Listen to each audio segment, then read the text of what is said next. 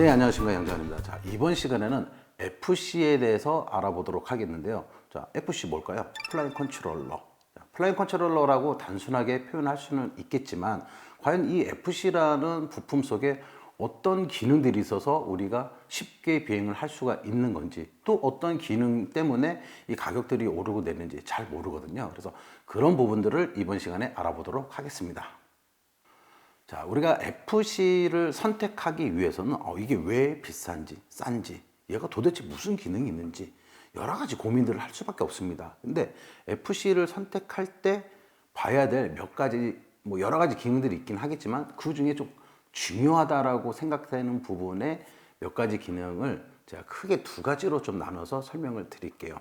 첫 번째는 뭐냐면 비행 모드라고 저희가 표현을 합니다. 뭐 GPS 모드, 에티 모드, 그다음에 매뉴얼 모드. 자, 이런 모드를 설정할 수 있는 FC냐 아니냐. 또 그다음에 거기에 이제 옵션을 또 달죠. 뭐 헤드리스, 고홈, 뭐 이런 기능들을 가지고 있냐 없냐, 그런 것들이 시행이 되냐 안 되냐에 따라서 이제 뭐 FC의 성능, 가격 이런 것들이 좀 많이 변하게 되는데, 그걸 뭐 말로만 설명을 할 수가 없기 때문에 오늘은 이제 제가 시뮬레이션을 좀 준비를 했습니다. 리어 플라이트라는 모델이고요.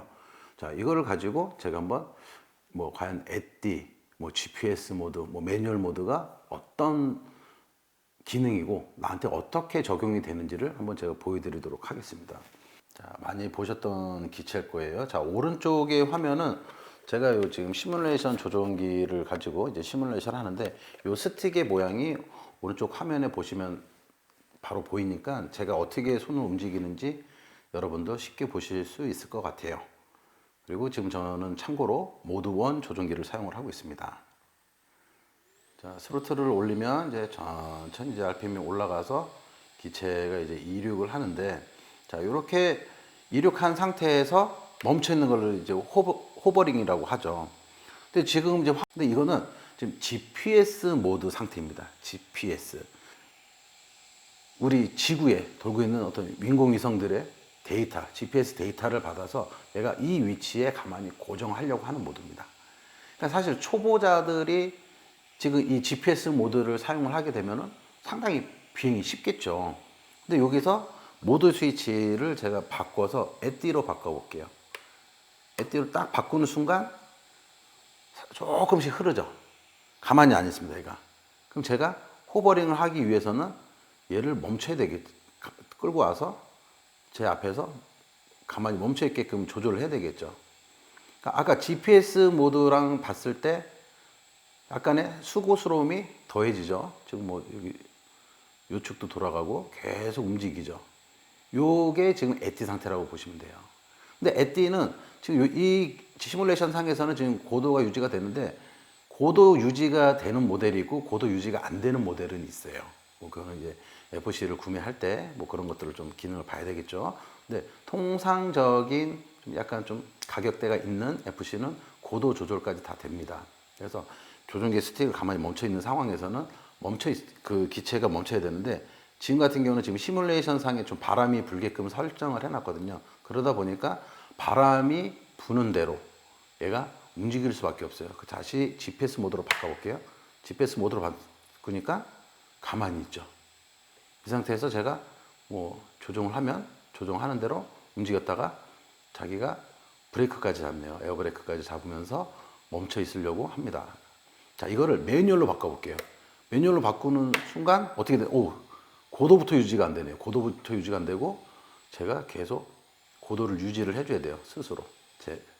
제가 손기술을 가지고 고도를 유지를 해줘야 돼요. 자, 초보자분들이 방향도 잘 모르는데 이런 것까지 다 하려고 하면은 힘들겠죠. 그래서 지금 제가 여기 그 스틱 움직이는 거 보면 잔키를 상당히 좀 많이 치는 게 보이실 거예요. 자, 이런 식으로. 자, 이 매뉴얼에서 다시 GPS 모드로 바꿔버리면 또 가만히 서 있는. 자, 이거 자체가 실제 그 우리가 드론이라고 말하는 이 멀티콥터가 활성이 된 이유 중에 하나긴 하거든요. 자, 이런 부분들이 좀 안 좋은 게 가끔 GPS의 연결 상태가 불안하거나 혹은 어떤 기계상의 이제 오류, 에러가 떴을 때 얘가 순간적으로 매뉴얼로 바뀝니다. 이런 경우에 제가 매뉴얼을 조정할 수 있는 능력이 없다고 하면 바로 사고로 이어지겠죠. 자, 다시 정리를 해드리면 GPS 모드, 에티 모드, 매뉴얼, 제가 구매하려고 하는 FC가 어디까지 지원이 되는지 체크를 먼저 해보셔야 되겠죠. 그러니까 무조건 싸다고 좋은 게 아니라 또 무조건 비싸다고 좋은 게 아니라 내가 필요한 어떤 그런 비행 모드가 지원이 되느냐 안 되느냐, 또 그 비행 모드가 실제 이제 비행을 했을 때 어떤 식으로 비행이 되는가, 금방 보셨던 것처럼 시뮬레이션에서 보셨던 것처럼 이 정도만 해도 내가 할 수 있을 것 같아, 혹은 나는 매뉴얼로만 할 거야, 혹은 야, 나 이런 거 다 필요 없고 그냥 GPS라서 안정적으로 하고 항공 촬영만 하겠다, 그런 선택에 따라서 FC를 결정하시면 될 것 같아요. 자, 그 다음에 가장 쉽게 또 실수하시는 부분들이 뭐냐면, 사실 실수라는 표현보다는 착각이 될 것 같아요. 아, 나는 이 정도 했으니까 정말 잘하겠지. 근데 어떤 부분이 있냐면은, 우리 책에 보시면은 37페이지에 나와 있는 거예요. 37페이지에 나와 있는 이미지 내용이 될 건데, 뭐냐면, 장착 지금 보고 있는 데가 정면이 되겠죠? 그러면 제가 이제 180도를 돌려서 싹 보시면 이제 후면이 돼요. 그러니까 저하고 카메라, 그 기체와 시선이 이제 같은 방향이 되겠죠? 자, 이 상태에서 제가 키를 왼쪽으로 옮깁니다. 자, 왼쪽으로 하니까 기체가 왼쪽으로 가죠. 자, 그 다음에 키를 오른쪽으로 하니까 기체가 오른쪽으로 가요. 후진. 그 다음에 요축까지 제가 원하는 방향대로 비행기가 움직입니다. 근데 이게 역방향으로 됐다고 보시죠, 한번. 자, 다시 돌려서 그러면 180도 돌았으니까 이게 제가 정면을 보고 있는 게 되겠죠. 기체하고 저하고 이제 반대 방향의 시선을 가지고 있어요. 이런 경우에 제가 키를 왼쪽으로 치면 기체는 오른쪽으로 갑니다. 그리고 내가 오른쪽으로 치면 기체는 왼쪽으로 가요.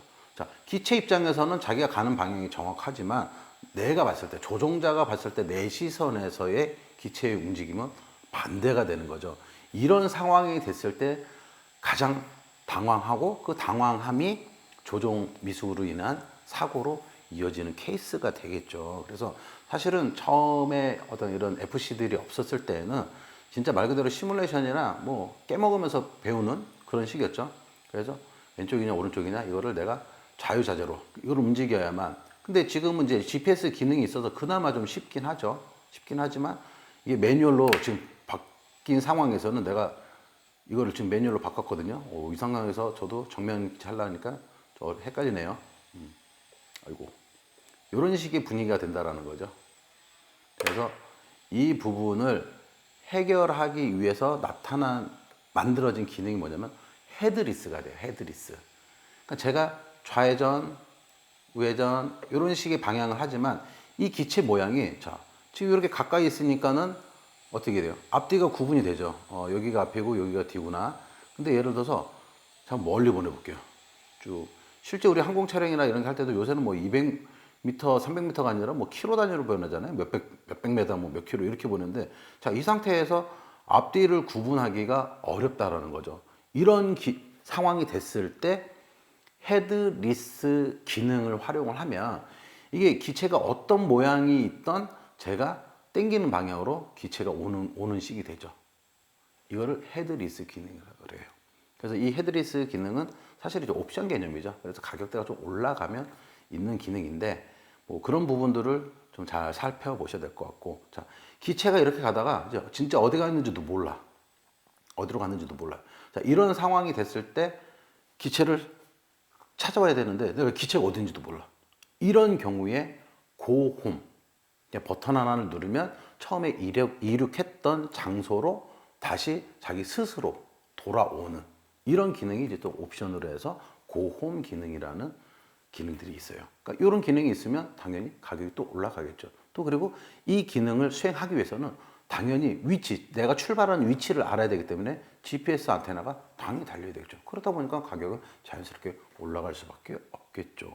이렇게 오늘은 시뮬레이션을 통해서 보여드렸는데, 초보자분들이 FC를 선택할 때 사실 가격 때문에 많이 고민하는 부분들이 있어요. 당연히 비싸면 좋겠지만 혹시 비싼 게 아니다 하더라도 이런 기능들이 지원이 되냐 안 되냐, 또 그 지원되는 기능의 성능이 어떻게 되느냐에 따라서 가격들이 좀 차이 나는 거니까 지금 설명드렸던 부분들을 좀 이렇게 체크해 보시면 적절한 가격대의 제품을 찾아서 즐거운 비행을 하시는 데 도움이 되지 않을까 합니다.